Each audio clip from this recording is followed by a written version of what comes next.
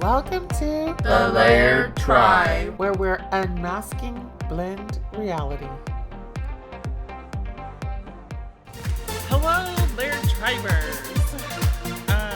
The last week didn't go as expected. I love projects. I usually go all in. And I have this little sign on my desk that says, create a life you love. I read an article one time a while back that said you should create a life that you don't have to take a vacation from. And right after I read the article, I came across this cute little sign from Marshall's. I still have the sticker on it. I was like, that's so true. It kind of reinforced that message and I was like, wow, that's really true. Here's an actual sign. And I keep that in my mind, but it's really hard to stay intentional about, and it's really hard to keep doing when life starts happening, and especially at the pace that life happens, especially us here in the States. So last week I planned this big old launch thing, and Monday night, Tuesday morning, a storm blew through and knocked out our internet. So Tuesday we didn't have internet, and Tuesday night when my husband got home, he's like, why didn't you just hotspot to everything? And I'm like, because I try and it never works. My daughter's doing homeschool this year, so she didn't do work all Tuesday, and he's like, so y'all just really did nothing? And I was like, well, y'all know. And so then Wednesday they were coming to fix the internet. We did figure out the hotspot. It was a half a day, technical difficulties. Finally I was just like, this is why I don't deal with it. I was kind of frustrated and very upset because I was like, I had all these plans. I just took a breather and I said, you know what? It was already kind of stressing me out, and I really am trying to do this a whole brand. The higher brand for this is Blissfully. We are multidimensional. When things get going, everything else is impacted. When we get stressed in one area of our life, everything, there is a domino effect. And I kind of want to just focus on that and bring that here, because I've tried a couple of launches here and there, focused only on one thing, and it never just sat with me very well, because I'm like, I am not just a mother. I am not just a business owner. I am not just 1, 2, 3, 4, ABC, whatever. And so I was like, I really want to do this. So all that being said, we're going to deep dive in today's topic, and we're going to try this launch again this week. So happy Monday. We are talking still about the Blissfully Blended BS book by Rebecca Eckler. Today's topic is really it's not even just a layered tribe topic, because this happens even in biological families. My mom and I just had a little, as all relationships do, a little bump in the road. And one of the things that she said that stuck out at me was that she felt disrespected.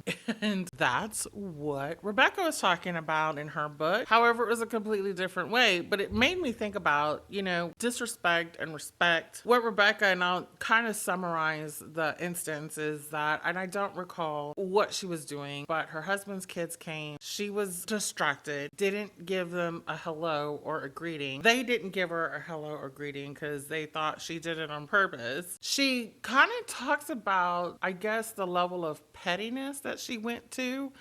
And she's like, on one hand, I want to be the bigger person, but on the other hand, it's just so annoying. So she talks about how exaggerated and we all know. That's why I really love this book. We all know how we get when somebody calls us out on something, and we don't like it, but we're going to do it. But we want to make sure everybody knows that we're doing it. We're going to make sure everybody hears. Our voice goes up a couple of octaves. And I could just totally get her energy and vibe, which is why, again, so relatable. Because she was like, now when they come in, I just go overboard. Not because it's genuine, not because she doesn't like them, but it's like, now I'm put on the spot. Now I have to act a certain way because y'all said, not because this is how I genuinely am. My husband and I were talking about this point because this was also a fight in our home.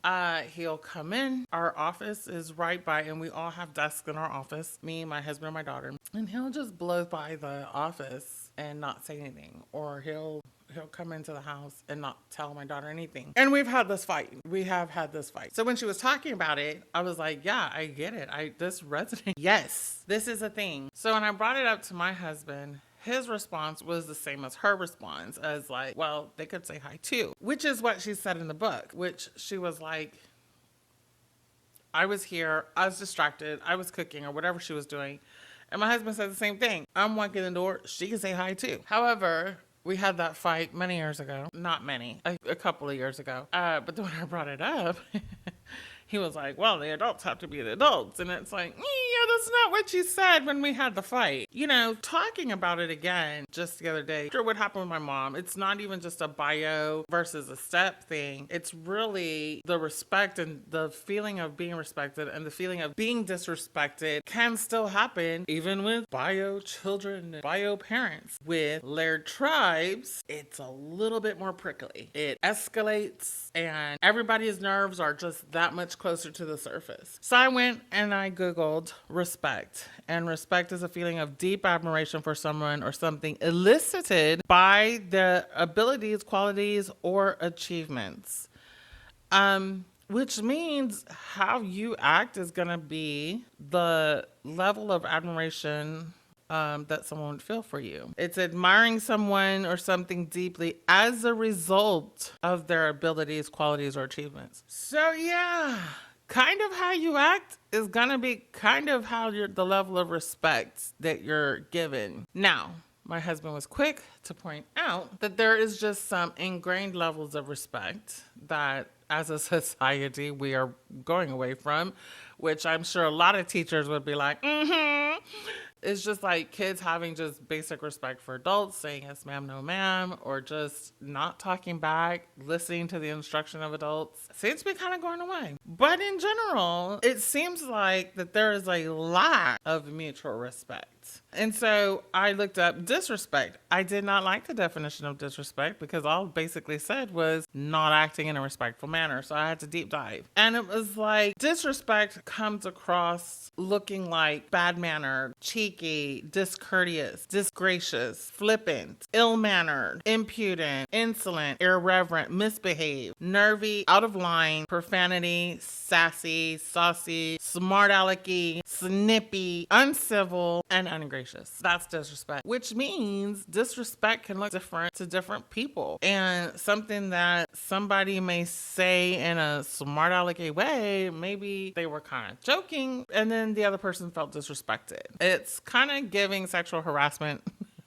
energy where it's not really what's said, it's how it's taken type thing. Then we were talking about the response and how it kind of was like, she did use the word petty in that she feels like the argument is petty, but then she was kind of talking about how petty it seemed to her to have to be over the top every time his kids came over. Because when we're at home with our just biological family, you know, it's not this over this top welcoming every day somebody walks in the door, right? Like we come and go in and out of our homes all the time, or when we were growing up with parents, our parents weren't exactly exuberant every time we got home from school. You know, it's like, hey, how's your day? It's not like, hey, how's your day? I haven't seen you in so long. It's like, I just saw you this morning and I'm going to see you tonight and we're going to be together until tomorrow morning and then I'm going to see you again. So it's kind of like she felt it very ingenuine to be forced to be this level of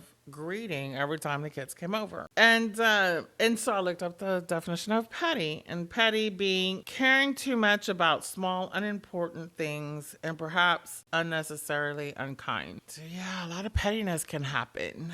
And she kind of talks about it. So another thing that I realized in grading the books, this book I graded a 79, but some of the books so far that I have read, they either are just like venting and telling realities of the situation, calling out specific situations that haven't really been written about, calling out the feelings. Some of them are written in an instructional manner instead of just talking about it, like here are some tips and tools on how to do it. While she doesn't really give any tools, this is something that every layered tribe has to kind of work out for themselves, because everybody's language of respect and disrespect is different. And yes, there's going to be some sensitivities there that don't make any sense, but it's a different language.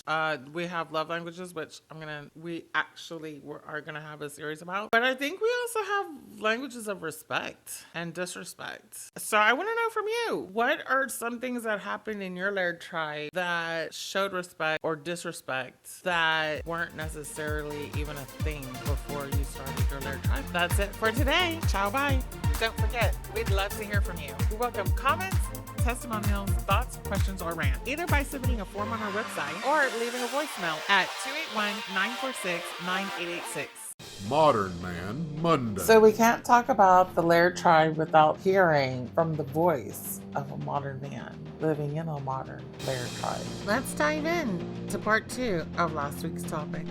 And sometimes as you mature in your relationships, you find out that a win is not necessarily. Because if it does take your relationship further away from where it should, if it does take your spouse further away from a relationship that you want to grow closer in, all those things, it wasn't a win. Also, when you're dealing with Laird tribes, I think that is something else that comes up because when you're dealing with having to deal with your bio children and your new spouse or your spouse, there's not a win in those situations sometimes. And those fights, even though they're kind of like, I feel like there's just some ridiculous things that are fought about in that situation too. In the book, she talks about how, she was just always upset because the stepchildren drank the orange juice down to what wasn't even a cup's worth, which again seems ridiculous. At the same time, my point of view is kind of to what you were saying. You just get used to certain things being certain ways. In my household growing up, if you drank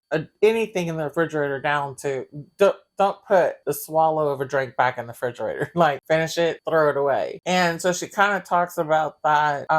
Also, that it causes us to have ridiculous fights. But then sometimes you're caught in the middle of the ridiculous fight because it's the bio child versus, and I'm doing air quotes, versus the spouse. What is your thought about that? Yeah, I think sometimes it's just toleration. We tolerate our blood versus differently.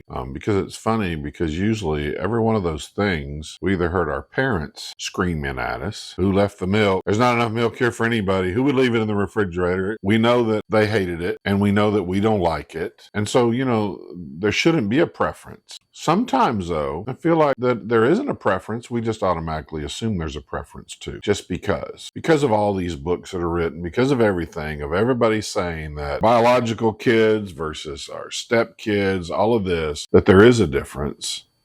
And maybe the difference isn't as much as we think it is. And sometimes maybe we need to give everybody a chance, too, to believe in them, that maybe they are thinking the best for everybody. And because I think that that's what's happened, is that now we just assume automatically, well, because it's a bio kid or it's not a bio kid, that we're tilted. But that's a foolish thing to think, that that's how it is. Sometimes, yeah, it very well may be. But to think that it's 100% of the time that way. I don't think it's intentional. I think it's just that everybody hypersensitive. It's protection. It is a protection, which on Thursday's episode, I'm super excited about, on the Jenny and Jackie segment, when she mentioned she and her husband got together, how she was like, I would go to protect my kids from him, and I would go into mama bear mode, and how she had to be like, okay, they're not in danger. Just because he's not saying things the way that I like the way he's saying them, or he's a little gruff or a little rougher than I would like him to be, doesn't mean that my kids are being harmed. So I agree with you that it is a protection, because I guess from a bio parent's perspective, the point of view isn't that you love my kid as much as I love my kid. And so you have to be protective, towards your kid from even your spouse, which is not a good point of view. But that is, I guess, kind of why we're extra prickly over things that, to your point, aren't even really big deals, but we kind of tend to make them big deals. Well, I think that one of the biggest fallacies or misunderstandings when people get into a layered relationship is that all that you've been taught about parenting is still correct, and that the same things that worked then will work now. Now, Example. With that being said, What's an example of that? Well, first of all, I believe that parenting and parenting techniques, whether it's James Dobson or whether family law, whoever, they are still applicable and they work. The problem is when you have parents of a bio kid and the one parent starts chewing that kid out over being late, not getting up, not cleaning, or leaving the milk jug in the refrigerator. And the other parent says, yes, that's right. And jumps on the bandwagon. Nobody's It's like now we're a unified front. Yeah. It's so great that we're unified in how we feel. Yeah. And it's funny because then each parent and their relationship grows because they're like, wow, we're in sync here. Mm-hmm. We can deal with this. And when that's not the case, and it's not a bio kid, and you jump on the bandwagon, all of a sudden the bandwagon changes directions. Don't be talking about you like that. And it's like, well, I'm just agreeing with you. And so now what really happens is that the parent, the bio parent, is on an island all by themselves. Because after you have been bit enough times, you will not jump on that island. You will not jump on the bandwagon. So they don't know whether you agree or don't agree. Which then I guess kind of also perpetuates, there's a lot of... And it's like, well, then you don't care. It's like, well, I guess they don't even care because they're not even saying anything. And it's like, but you know, caring, it's like, what do you care about? Do I care about how the kid is raised, or do I care about my relationship? Do I care about... And it's like, you have so many different things that you're going to try to figure out if you care at all. Which I guess also goes to what your point of the parent kind of isolates himself and then stays, I guess, a single parent, which is a lot on social media right now, being a single parent while you're married and having to carry the load. But your point is if the bio parent doesn't let the other person help, which goes back to, again, knowing when to step back. Well, and sometimes that has to be the deal. Sometimes you got to start thinking about why this is, instead of automatically pinning it on a spouse and saying, well, I guess they just don't care. If you back up, you might find out that, you know, the deal doesn't have anything to do with them being a non-bio parent. It really has them to do with not being able to be any type of a parent with your kid. And because of that, then the kid doesn't feel the same. Well, it's this catch-22, because it's like, all right, so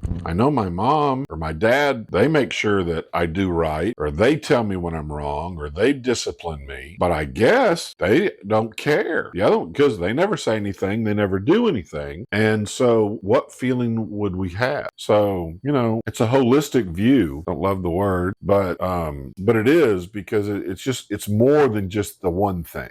It's always more than just the one thing. It's always more than just the trash can. It's always more than that. Okay. And just got to make sure that, you know, that's in your mind every day of, all right, where do I want to be? You know, the best advice I think that we've ever gotten, you have to decide what is the most important thing. If the most important thing is not your marriage, you either need to correct that or you will be part of the 70%. And that concludes today's Modern Man Monday.